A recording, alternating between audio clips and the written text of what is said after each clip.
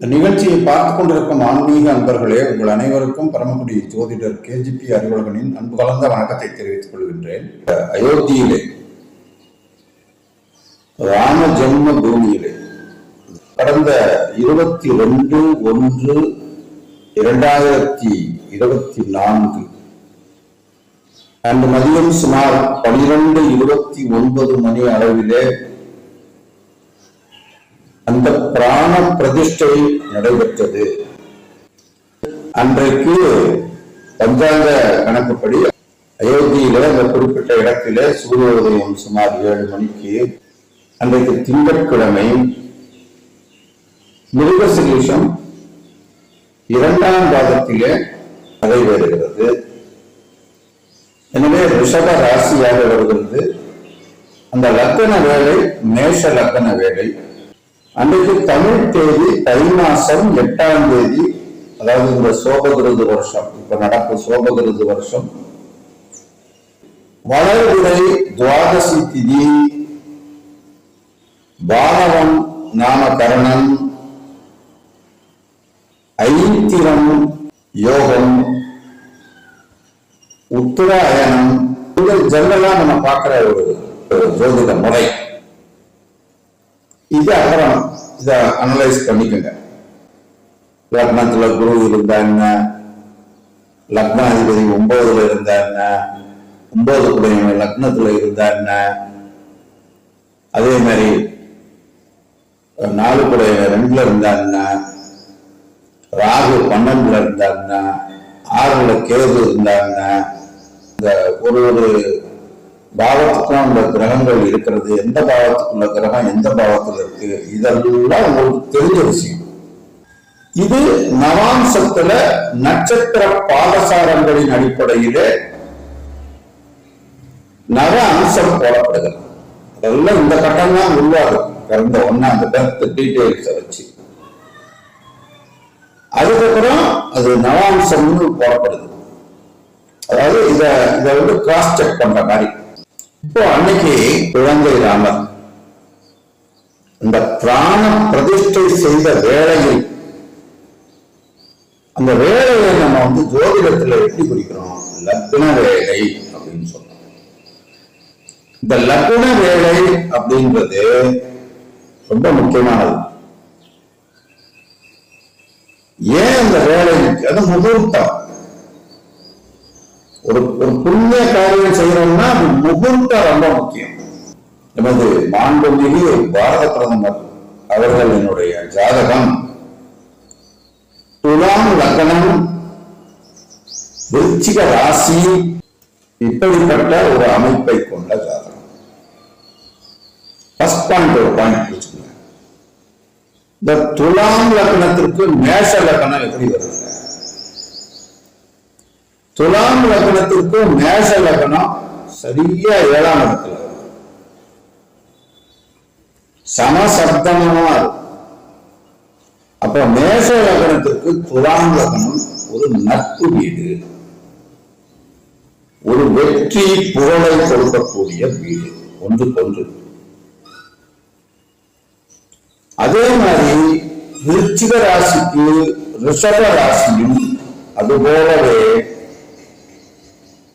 நட்பு வீடு. அதாவது ஜென்ம ராசிகள், இந்த ராமனுடைய அந்த ஜென்ம ராசி ரிஷபம்னு சொன்னேன். இவருடைய ஜென்ம ராசி விருச்சிகம். ஒரு விஷயம் பார்த்தீங்கன்னா, இவருக்கு சந்திரன் நீசம். ராம பிரதிஷ்டை செய்த நேரம் சந்திரன் உச்சம். அப்ப பாருங்க, அவரு உச்ச சந்திரனா இருக்காரு வாக்குஸ்தானத்துல. இவருக்கு வாக்குஸ்தானத்துல ஒரு நீச்ச சந்திரனா இருக்காரு. எப்படி இந்த ஒரு காம்பினேஷன்? அவர் இறைவன், அவருடைய வாக்கு, இவருடைய வாக்கு அவருடைய வாக்குக்கு கீழ்ப்படிந்தது என்பதை இங்கே காட்டுகிறதா?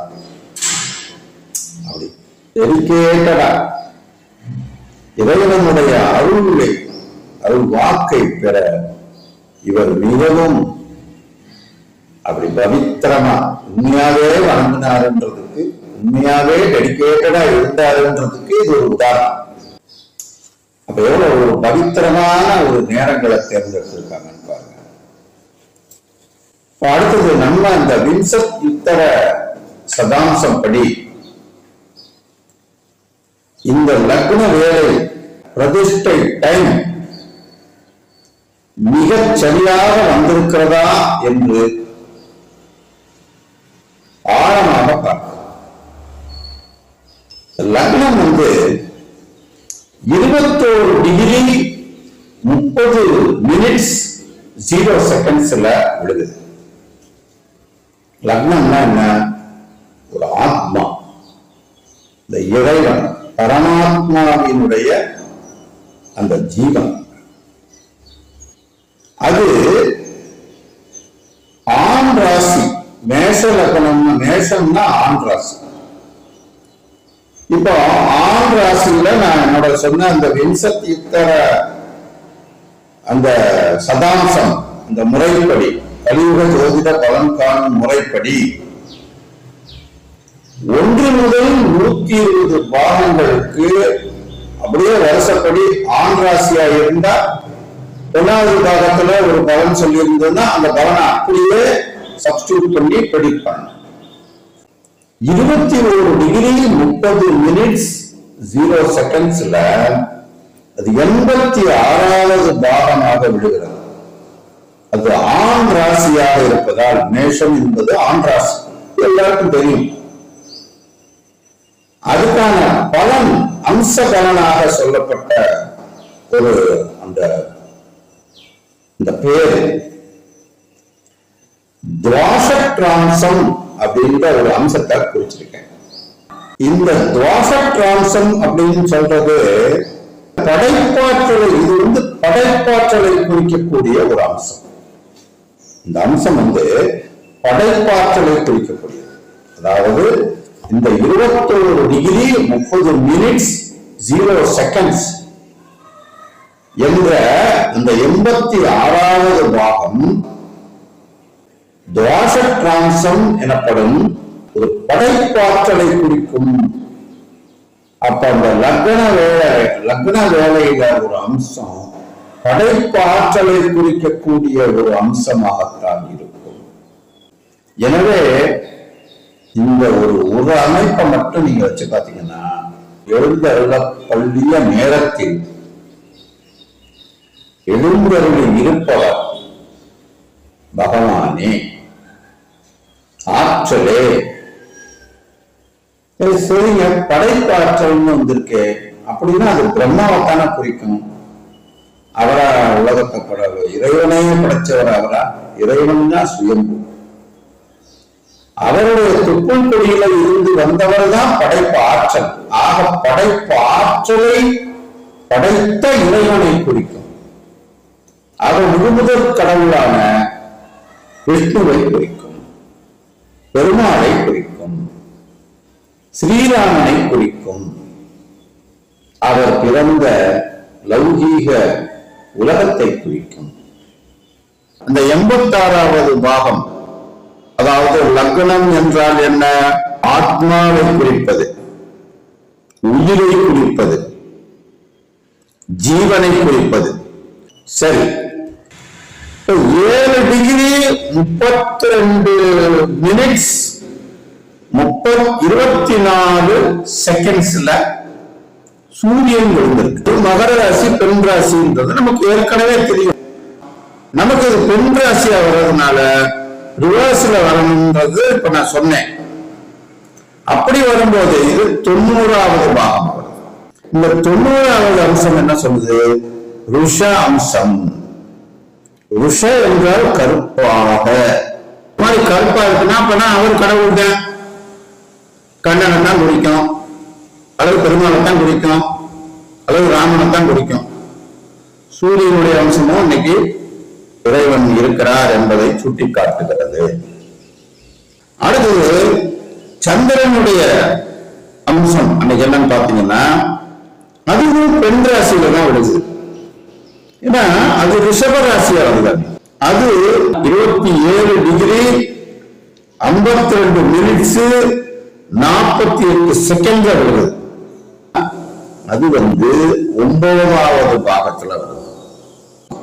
அந்த 9வது அம்சம் என்னவா வருது? குபேர அம்சம் வருது. அப்போ அந்த குபேர அம்சம்னா என்ன?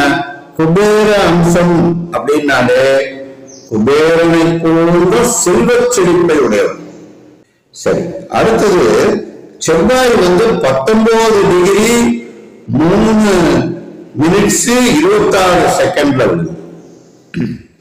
இது 77வது பாகம் அந்த ஆர்டர்ல.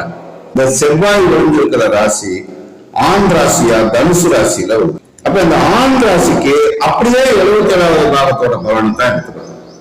77வது பாகம் ஔஷதி சஸ்திராம்சம் அப்படின்னு இறைவன் ஒருத்தந்தான் விஷத்தையே முடிக்கிற ஒரு ஆற்றலையும் படைச்சிருக்கான். அது இறைவனே விஷத்தையே நெகட்டிவிட்டிய அழிக்கிறவன். இப்ப சூரியன் வந்தா இருள் போகுன்றவங்க இருளை மைனஸா நினைச்சுக்கிட்டீங்கன்னா சூரியனை பிளஸ்ஸா நினைங்க. அப்ப இறைவன் யாரு? சூரிய நாராயணன் பேர் இருக்கிற பெருமாளுக்கு ஒரு பேரு. அந்த மாதிரி இறைவனை குறிக்கக்கூடிய ஒரு அம்சம் இந்த இடத்துல எடுத்துக்கலாம். ஏன்னா அவர் விஷத்தை கூட முடிக்கக்கூடிய ஒரு ஆற்றல் பெற்ற ஒரு ரூபமாக அங்க கருதப்படுகிறார். சரி, அடுத்தது புதன் 15 டிகிரி 45 மினிட்ஸ் 36 செகண்ட்ல விடுது. இது என்ன ராசினா ஆண் ராசினா. இந்த ஆண் ராசி பூராடம் 1ஆம் பாவத்துல வந்திருக்கிறதுனால இது தனுசு ராசினா. இதுவும் அப்ப 64வது பாகமா அது விடுகிறது. இது கால மிருத்யு வம்சம் அப்படின்னு சொல்லப்பட்டது. காலம் அப்படின்ற விஷயத்தையே கொள்ளக்கூடியவர்னா அவர்தான் காலம். பகவத்கீதையில 30வது செய்யுள் விபூதி யோகத்துல 30வது செய்யுள் என்ன சொல்லுது? நான் யாருன்னா ஒன்றும் தேடாதீங்க, கடவுள்னா யாருன்னு தேடிக்கிட்டு தெரியாதீங்க, நான் தான் காலம், காலம் தான் நான், வேற யாரும் இல்லை அப்படின்னு அவர் சொல்றாரு. அதனாலதான் நம்ம ஐதீகத்துல சனாதன தர்மத்துல ஒரு கோவில்ல போய் தெய்வத்துக்கு அர்ச்சனை பண்ணும்போது காலங்களை சொல்லி நம்ம சங்கல்பம் பண்றோம். நமோ பார்த்த சமஸ்த துரித செயத்வாரா ஸ்ரீ பரமேஸ்வர பிரீத்தியர்த்தம் ததேவ லக்னம் சூதினம் ததேவ தாராபலம் சந்திராபலம் ததேவ வித்யாபலம் தெய்வபலம் ததேவ கௌரி பததே லக்ஷ்மி பததே அங்கிரீகம் ஸ்மராமி சிவ சிவ சம்போராஜ்ஞாயா பிரபத்தமானஸ்ய அத்ய பிரம்மணரதி விதீய பரார்த்தே ஸ்வேதவராக கல்பே வைவஸ்வத மன்வந்திரே அஷ்டாவிம்சதிதமே கலியுகே பிரதமே பாதே ஜம்பூத்வீபே பாரதவர்ஷே பரதகண்டே மேரோகோ தட்சிணே பார்ச்சிவே சகாப்தே அஸ்மின் வர்த்தமானே வியாபகாரிகே பிரபவாதி ஷஷ்டி சம்வத்சராணாம் மத்தியே இப்படிலாம் சொல்லிட்டு வராங்கல்ல. சாரி, ஓவரா போயிட்டேன். அந்த மாதிரி சொல்லும் போது கால வர்த்தமானங்களை அங்க சொல்றோம். இதெல்லாம் கால வர்த்தமானங்கள். அப்புறம் சொல்லுவோம் கடவுள்கிட்ட, இந்த கோத்திரத்துல பிறந்த பின்னாராகிய நான் இந்த வம்சாவளியில வந்துறேன், அதான் கோத்திரம். இந்த நட்சத்திரம் இந்த ராசியில பிறந்த இன்னாராகிய நான் இந்த காரணங்களுக்காக இந்த பூஜையை பண்றேன்னு சொல்றோம். தானே சொல்றோம். எதுக்காக இதை சொல்ல வந்தேன்னா, காலத்தை சொல்லித்தான் நீ என்னை சொல்லணும், அப்பதான் எனக்கு புரியும். ஏன்னா நான் காலமா இருக்கேன், இறைவன் காலமாகவே இருக்கிறார். யமனும் அவர் தான், படைப்பு கர்த்தாவும் அவர் தான், காக்கும் கடவுளும் அவர் தான். புரியுதா? ஆக்கல், அழித்தல், காத்தல் மூன்றையும் செய்யறதுக்கு 3 அதிகாரிகளை கொடுத்திருக்கு. ஆனா மூன்றையும் கண்ட்ரோல் பண்றபடியாக அவர் தான் கடவுள், 3க்கும் மேலே. அடுத்தது குருவுக்கு உண்டான அம்சம் 12 டிகிரி 13 மினிட்ஸ் 48 செகண்ட். இது 49வது பாகம். இதுவும் ஆண் ராசி தான். நிறைய அந்த பாகத்தை அப்படியே சொல்லிடலாம். அது பிராண சயாம்சம். பிராணங்களையே அழிக்கக்கூடிய ஒரு அம்சம். என்னது பிராணம்? ஆக்சிஜன் தான் பிராணம்னு சொல்லலாம். அப்படி கிடையாது. காற்றுன்னு பொது பேர். காற்றுக்குள்ளதான எல்லா தனிமங்களும் அடங்கி இருக்கு. காற்றுக்குள்ள அடங்கி இருக்கிற தனிமங்கள் என்ன? ஆக்சிஜன், ஹைட்ரஜன், நைட்ரஜன், ஹீலியம், இப்படி இருக்குல்ல. எத்தனையோ வாயுக்கள். அதை பத்தி படிக்கிறவங்களுக்கு தெரியும். அப்போ அதுல இந்த ஆக்சிஜனுக்குள்ளதான் பிராணன் அடங்கி இருக்கு. இந்த ஆக்சிஜனுக்குள்ள இருக்கிற பிராணன் எதுன்னு கண்டுபிடிச்சிட்டா உயிரை கண்டுபிடிச்ச மாதிரியா. ஆக்சிஜன் வரைக்கும் கண்டுபிடிச்சிட்டோம். ஆக்சிஜனுக்குள்ள டீப்பா போறோம். இப்போ அந்த ரிசர்ச் ஒரு பக்கம் போயிட்டே இருக்கு. ஹைட்ரஜன்னா ஹைட்ரஜனுக்குள்ள எல்லாம் தனிமம் இருக்கு. அது கெமிக்கல் ஈக்குவேஷன்ல சொல்றாங்க. இப்ப ஆக்சிஜன்னா ஓ, இப்போ நீர் அப்படின்னு சொல்லும் போது அதுல 2 அணுக்கள் அடங்கி இருக்கின்றன. அதாவது காற்றில் இருக்கக்கூடிய 2 மூலக்கூறுகள். H2O, ஹைட்ரஜன் 2 பங்கும், ஆக்சிஜன் 1 பங்கும் இருக்கு. அதனாலதான் தண்ணிக்குள்ள நீங்க மூழ்கும் போது மூச்சு போய் செத்துறேன். ஏன்? ஆக்சிஜன் கம்மியா இருக்கு. ஆக்சிஜனுக்குள்ளதான் உயிர் இருக்கு. அதனாலதான் ஐசியூல படுத்திருக்கிற மனுஷனுக்கு ஆக்சிஜனை பிராணவாயுவை செலுத்துறாங்க. அத பிராணவாயு தான் சொல்றாங்க. அது ஆக்சிஜனை மாட்டி விடுங்க அப்படின்றாங்க. ஏன்னா அதுக்குள்ள பிராணம் அடங்கியிருக்கு. அத நம்ம சிஸ்டம் ஃபங்க்ஷன் பண்ணி ரத்தத்துக்குள்ள அதை பிரிச்சு அந்த பிராண சக்தியை மட்டும் எடுத்துட்டு போய் மூளைக்கு போகும். மூளை மற்றதெல்லாம் கண்ட்ரோல் பண்ணும். எல்லாம் இயங்கும், உயிரோட இருக்கும். அதை எடுத்த உடனே சொல்ல முடியும். பிராணசயாம்சம், அவரே பிராணனாகவும் இருக்கிறார் இறைவன். அவர்தான் அந்த நான் சொன்னேன்ல பிராணன், இது வேற யாரும் இல்லை, அவர் தான் இறைவன்.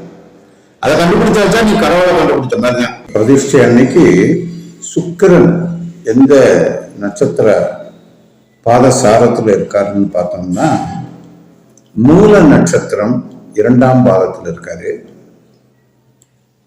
அந்த கிரகமானது 4 டிகிரி 28 மினிட்ஸ் 48 செகண்ட். இந்த மூல நட்சத்திரம் தனுசு ராசி, அது ஆண் ராசி. அதனால இந்த 4 டிகிரி 28 மினிட்ஸ் 48 செகண்ட்ன்றது 18வது பாகத்துல விழுகுது. அப்ப அந்த 18வது பாகம் ஆண் ராசின்னும் போது அதற்கு உரிய பலன் அப்படியே தான் நம்ம யூஸ் பண்ணணும். இது அகியாம்சம் என்று அழைக்கப்படும். தீங்கு விளைவியாத, கேடற்ற, ஆபத்தற்ற, இடையூறற்ற, தீங்கற்ற, தீங்கில்லாத ஒரு அம்சம். இந்த சுக்கிரனும் நல்ல அருமையான ஒரு அம்சத்துல இருக்குன்றத இதுல புரிஞ்சுக்கலாம். எனவே தீங்கில்லாத ஒரு தெய்வம் பிரதிஷ்டை ஆகியிருக்கிறது என்று இந்த இடத்துல நாம புரிஞ்சுக்கணும். அது மாதிரி சனி கிரகம் 11 டிகிரி 9 மினிட்ஸ் 0 செகண்ட்ஸ்ல இருக்கு. இது 45வது பாகத்துல விழுகுது. இதுவும் ஆண் ராசி, கும்பராசியில விழுகுது. அன்னைக்கு சனி ஆட்சி கும்பத்துல. இது என்ன சொல்லுது? இந்த 45வது பாகம் ஏகாதிசாம்சம் அப்படின்னு சொல்லுது. ஏகாதிசாம்சம்னா என்னது? ஒரே திசையை கொண்டவன். நமக்கு தான் திசை, இறைவனுக்கு திசை இல்லை. அவன் ஒரே திசை தான். அவனுடைய திசை ஒண்ணுதான். அவன் மேல இருந்து கீழே வர்றதுன்றது நம்ம சொல்றோம், அதெல்லாம் நமக்கு தான். சுழல்வதனால்தான் நம்ம என்ன சொல்றோம்? அந்த சுழற்சிக்கு மையமாக இருப்பவன் இறைவன். அவனுக்கு ஒரே திசை தான், அதுதான் திசை. அவனுக்கு அது மேல கீழே சைடு, இடம், வளம், கிழக்க, மேற்க எதுவுமே கிடையாது. திக்கெல்லாம் வியாபித்திருப்பவர். எனவேதான் அவருக்கு ஒரே திசை. அப்ப இறைவன் வந்துருச்சா? இது சரியா தப்பான்றது எதிர்காலம் தான் முடிவு செய்யும். ராகு குருவை போல வேலை செய்யும். ஏன்? இப்ப மீனத்துல ராகு, இந்த பிரதிஷ்டை டைம்ல மீன ராசியில தான் ராகு இருக்கு. எப்பவுமே இந்த ராகுவும் கேதுவும் ஒரே மாதிரி டிகிரியில விடும். ஒரே மாதிரியான அந்த ராசி அமைப்பும் இருக்கும். அதாவது ஆண் ராசினா ஆண் ராசியா தான் ராகுவும் இருக்கும், கேதுவும் இருக்கும். நீங்க நோட் பண்ணி பாருங்க. இப்போ பெண் ராசிக்கு வந்துருச்சு. கன்னிராசியும் பெண் ராசி, மீன ராசியும் பெண் ராசி. எனவே மீன ராசியிலையும் கன்னிராசியிலையும் மீனத்துல ராகுவும் கன்னியில கேதுவும் இருக்கிறதுனால ராகு குருவை போல வேலை செய்யும், கேது புதனை போல வேலை செய்யும். இது 25 டிகிரி 0 மினிட்ஸ் கரெக்டா 25 டிகிரி 36 செகண்ட், அதாவது 0 மினிட்ஸ் 36 செகண்ட்ல 25 டிகிரி தாண்டி ஒரு 36 செகண்ட் அளவுக்கு தான் அந்த ராகு நிக்குது. அது 102வது பாகம் அந்த 25வது டிகிரின்னும் போது, பொதுவா ஒரு ராசியில நாம முன்னாடியே பார்த்திருக்கோம், 30 டிகிரி கொண்டதுதான் ஒரு ராசின்னு. எனவே அந்த கடைசிக்கு 120க்கு முன்னால 102ல நிக்குது. இது பெண் ராசி. நல்லா கவனிங்க. முதல்ல நான் சுக்கிரன் சொன்னது ஆண் ராசி, இப்ப ராகு சொல்றது பெண் ராசி. இது மாயாம்சம் அப்படின்னு பேரு. மாயாம்சம். ராகு மாயாம்சத்துல 19வது பாகத்துல விழுகுது. இதனுடைய அர்த்தம் என்ன?